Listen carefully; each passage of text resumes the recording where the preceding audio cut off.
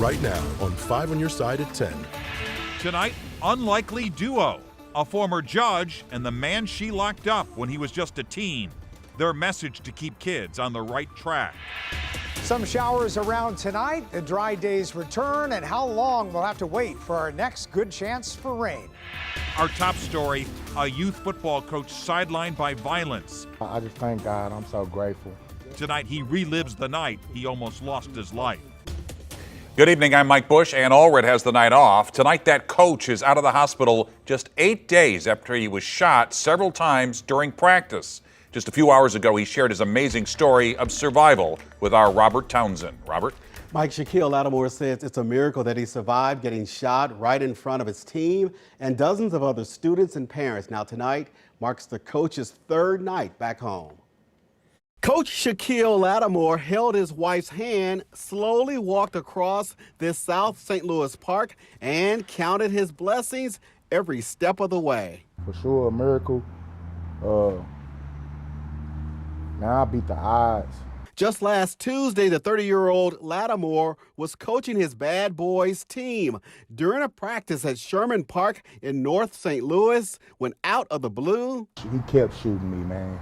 Lattimore told police Daryl Clemens pulled out a gun and shot him several times. The coach says Clemens was angry because his son was not a starting player on the youth football team. Clemens is in jail on assault and armed criminal action charges. No remorse whatsoever. I really believe that it should be more charges.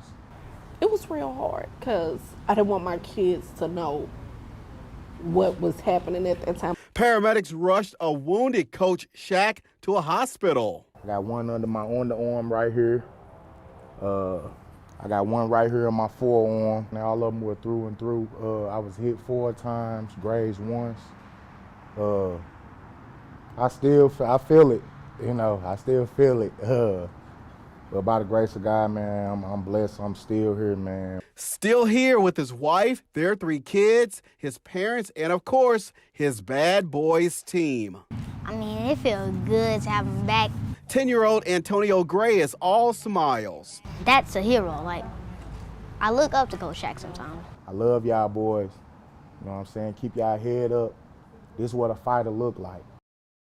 Now, Lattimore tells me he's not happy with the city's Recreation Division's decision to suspend his team's participation in the City Rec Legends Football League. The Recreation Division says it did that after a series of incidents perpetuated by adults, which culminated in Tuesday's shooting. The Recreation Division says league rules are in place to ensure the protection of the youth, and it will uphold those rules to ensure a safe and successful football season. Robert, thanks. Some light showers are making their way through the St. Louis region right now. Meteorologist Jim Castillo is in for Scott tonight, and he's tracking that rain in our Weather First forecast. Yeah, you know, this front is moving through right now, Mike, and again, that line is pretty solid. It goes anywhere from Litchfield all the way through Edwardsville, down through St. Louis, and also Lambert into Cedar Hill and Jefferson County and down into Potosi.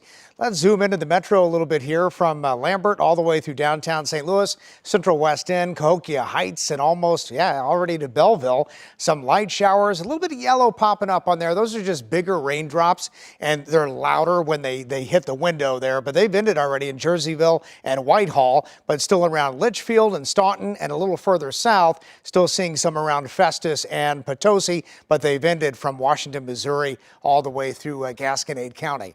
So there's the front. It's going to move through here. Back behind it, there's a little bit of moisture for tomorrow. So we'll watch that rain that's moving through now. Then back behind the front, a little bit of rain.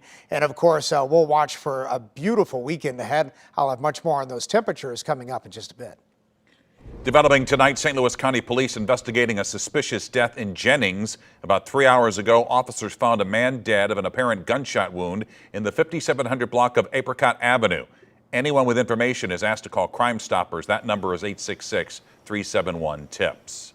Tonight, a South St. Louis man is behind bars on first-degree murder charges. Police say he flagged down officers to tell them he killed his 2 roommates. According to court documents, Edward LeBrier gave officers the address and keys to a house on Wyoming Street in the Benton Park West neighborhood. That's where officers found the bodies of 2 men, ages 77 and 63. They had been shot on Monday. LeBure told investigators he was hearing voices. Tonight, President Biden is on his way home after an historic whirlwind trip to the war zone in Israel. The president reaffirmed U.S. support for Israel's fight against Hamas after last week's brutal terror attack. His visit comes just 24 hours after a deadly hospital explosion that killed hundreds of civilians in Gaza, sparking protests worldwide. President Biden pointed to U.S. intelligence showing Israel was not responsible. I was outraged and saddened by the enormous loss of life yesterday in the hospital in Gaza. Based on the information we've seen to date, it appears the result of an errant rocket fired by a terrorist group in Gaza.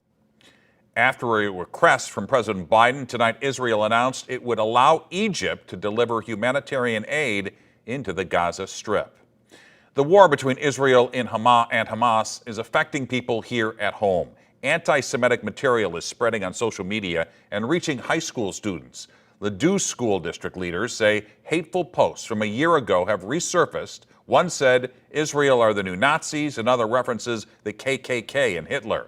A school spokesperson said they addressed the problem and have empowered teachers with material on how to approach these conversations with students.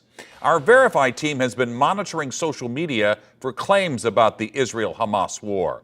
One that caught our attention, Hamas has opened a training center in Mexico. Brandon Lewis reports from the U.S.-Mexico border. A viral post with nearly 2 million views claims Hamas has training camps in Mexico, including one just across the border from Texas.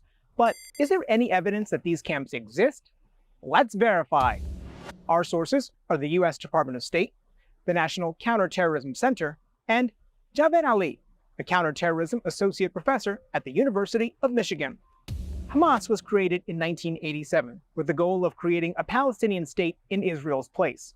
The National Counterterrorism Center, which tracks Hamas, says the militant group primarily operates in Gaza and has a presence in the West Bank, refugee camps in Lebanon, and key regional capitals in the Middle East, not Mexico. Ali tells Verify in 35 years, Hamas has never conducted an attack outside of Israel, and there's no reason to think it's expanded beyond the Middle East. In 2021, the State Department compiled a report on terrorism in Mexico, which concluded there was no credible evidence indicating international terrorist groups established bases in Mexico. So, no, there is no evidence of Hamas training camps in Mexico. With your Verify along the U.S.-Mexico border in San Diego, I'm Brandon Lewis.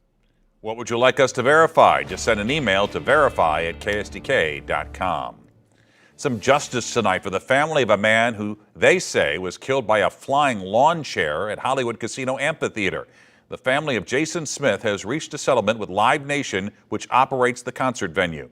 Their lawsuit claims Smith forgot something, ran back inside after a Dave Matthews Band concert in 2019.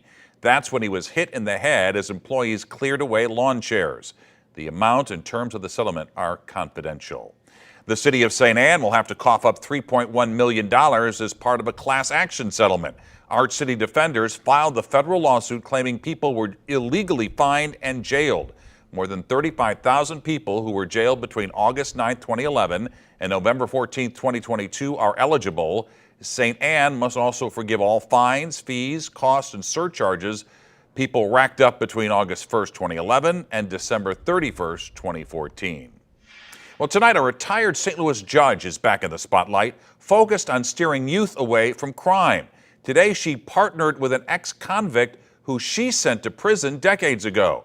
As Brent Solomon explains, they're working to help young offenders realize there's still time to turn their lives around.